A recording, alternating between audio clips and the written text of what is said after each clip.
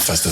They say let it go, I can let it go. They say let it go, I can let it go. You think I'm too much, because I'm too much. Don't you gotta go, cause I gotta go. Let it drive on, full power, never hit the brakes, no comma. I gotta go, I gotta get, I'm on my way to get the full power. Won the game, first place, MVP, I say GG.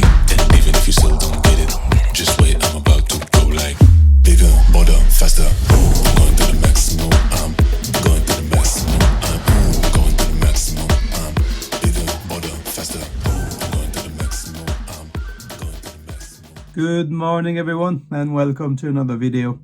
This one's probably not targeted to most fly fishermen or fly tyers, but if you do tie a lot of flies, this might come as a handy tip. I'm going to talk about tails for flies and how to make them for yourself. So I do tie roughly about 200-300 flies a year. Mostly go to the clients here at the lodge.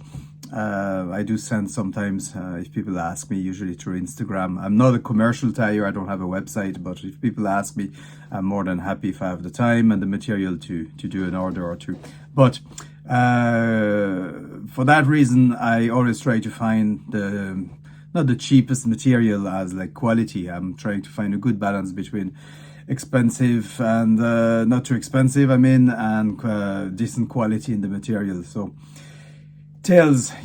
I've been making my own tails for quite a few reasons. I think I released a video about 5 years ago how I started making my own tail at the time, and it was just like basically drawing them onto a little bit of plastic, cutting that bit of plastic and using that as a pattern and drawing around and then cutting with scissors. That works, but it's time consuming. You never get the exact same cut. All your cuts are different. Then you have a little bit of the pencil that you marked on the material. They don't really look professional.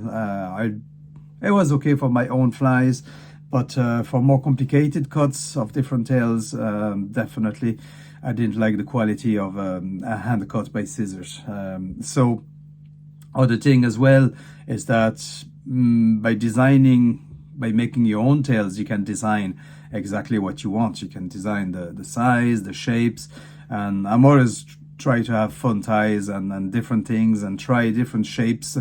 And if you don't make them yourself, well then if you sit around and wait for a brand out there to make that type of tail for you, you could be waiting for a long time. So if you can do that yourself, all the better. You can create your own tails and at a cost of a price. So about maybe six years ago now, I started making my own tails. I started with real chamois leather. I was buying offcuts of the internet on eBay at the time. Problem with the chamois, the real chamois, is that it waterlogs. It's harder to cast. And then when it dries out, it becomes really hard and solid, like normal leather, and lose its shape, stretches. So real chamois wasn't a good thing for me. After I kept on looking in different material, and I found finally the synthetic chamois, the faux suede, as you can find it on the internet. They do it called faux suede. It's not full leather. They do a faux suede or faux chamois. I use it in a 0.5 mil thickness. There's not too many sellers on eBay. I get mine from South Korea on eBay. I think I linked that in the last video that I made. I probably will make a live stream if you want, and I'll share the link to that eBay seller. But the only problem I had with that, I got a guy that contacted me not too long ago and said that the chamois, the faux chamois that eBay seller is making is not the same anymore. He finds it different in texture, and so I ordered a new sheet, and because I still have a lot from the original order. So because when I try to order a bit of a bulk, but I order a new sheet, and I will let you know if it's that seller has changed the quality of the chamois or if it's a different material. So I'm not going to give you the address right away so you don't waste money, because it turns out about maybe €40 with postage to get it shipped to you. you get a generous size of a sheet. You can get basically all the colors that you want, quite a lot of colors. I usually go for white because one good thing with the faux chamois is that it takes hairspray really well, really easy. So, and permanent marker, and it stays on it, it doesn't fade. So that's another good thing. It doesn't bleed onto the material as well, so you can get some nice fine details on your spray. It's non-fray, it doesn't come apart, it's very resilient. I had like flies busted, but the tails are still hanging. So very, very good material, I can't fault it. It comes in a big sheet like that, and this one's been cut many, many times to make different tails. Oh, there's a phone call there.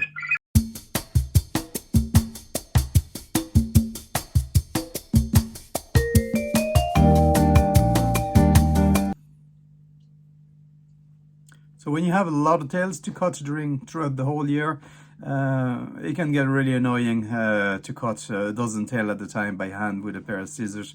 They don't, like I said, they don't all look the same, and I just don't like selling flies that don't look well. Now, that's the practical part. After you have, of course, the financial part. Tails are not cheap. They really are not cheap. They can add up to the cost of a fly. Sometimes you can't find what you want.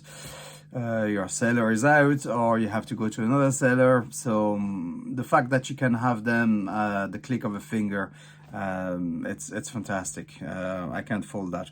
So I looked quite a while back at a kind of a semi-professional cutter, and I went for the Cricut. Great little cutter. At the beginning I was afraid that maybe that cutter wouldn't cut chamois leather. I thought it was just for like stickers and maybe cardboard and things like that. So because they are quite pricey to invest in. I mean, the starting price is about €180 for the small one, but I don't think it's strong enough to cut the faux chamois. So I kind of went for the middle range one. Brand new, you're still talking about €330 for that.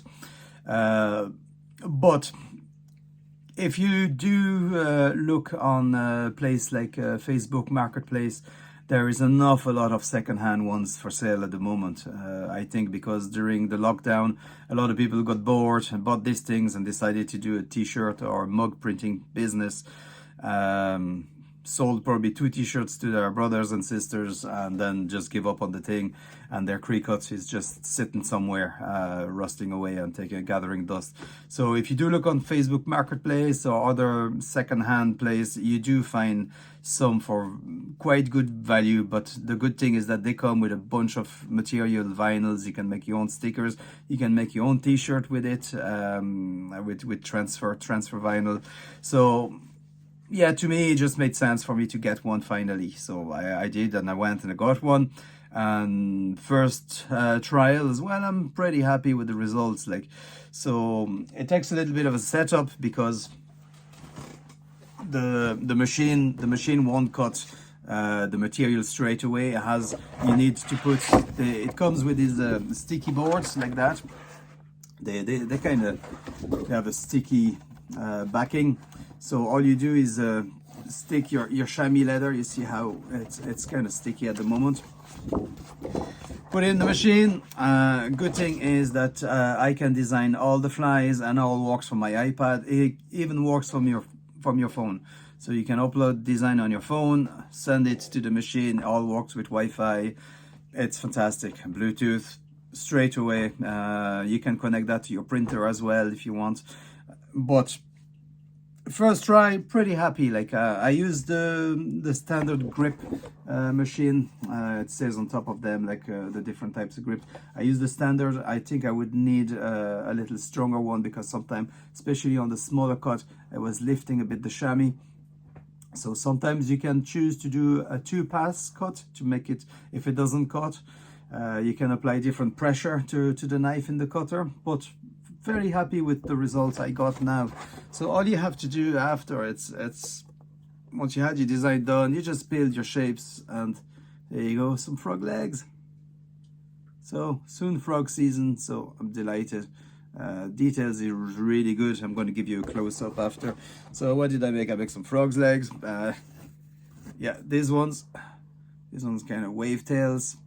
I like these ones. These ones, I will make different videos on the different types of tails, designs of tails, but this one basically folds on your shank of the hook and you get the two fins like that. Nice visual attraction. Once that's wet, it gets really, really supple. Great action in the water. What else did I do? Yes, let's see these ones. Now you see on finer material, it's a little bit, I mean on finer details and cut, I should have made a 2-pass, but 1 pass worked well. I have some little crayfish now. And all these come from my own design. So for the laugh, what did I make? I know I made something different. Yes, I have. I'm curious to see how these came out. Tails for all the rodents that I tie. So you see it's a bit sticky and the end is not done, but I got a nice rat tail now. I did tie some for perch. Let's see. Yeah, the result is pretty good. I'm really happy. I'm going to give you a nice close-up on each. Like this would be like for a perch design. Same thing. This one folds over the shank of the hook, and then you get a little tittle at the back, and that you get a little profile as well underneath like that. So that's a design for perch fly. I will make videos with all these tails. What else did I do? For the laugh, why not? A crayfish design. I thought that it would be fun.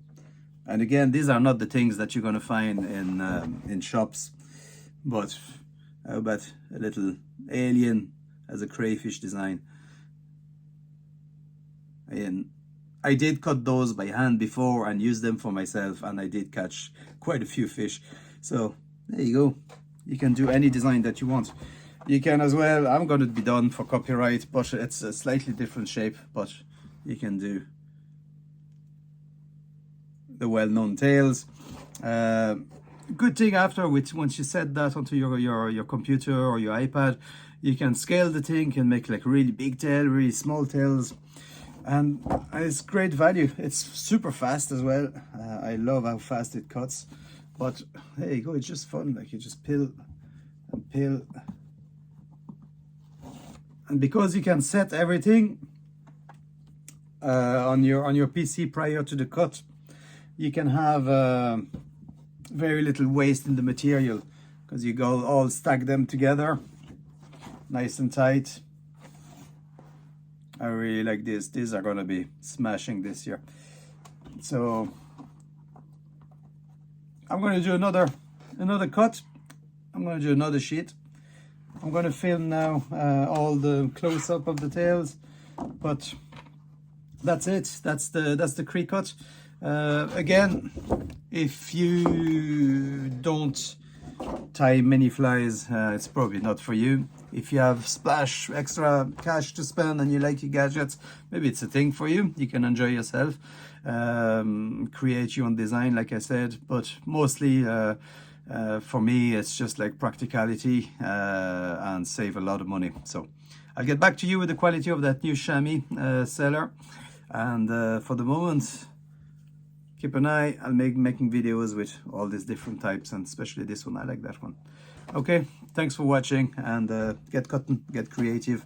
That's all. That's what fly fishing is all about, and fly tying is that make your own thing. And that's what I love about Pike. You don't have to match the hatch. You can go with like crazy stupid things like that, and it does work. So if you have any suggestion for different types of tail or anything like that, just let me know in the comments, and I might come up with some different designs. Hope you like it, hope you enjoyed it. Thanks for the new subscribers, great to see it. Don't forget, yeah, the usual, I hate to say that, but it's the YouTube thing, like and subscribe and share and all that. That'll help the channel. Thank you very much, and I see you for the next one. See you, guys.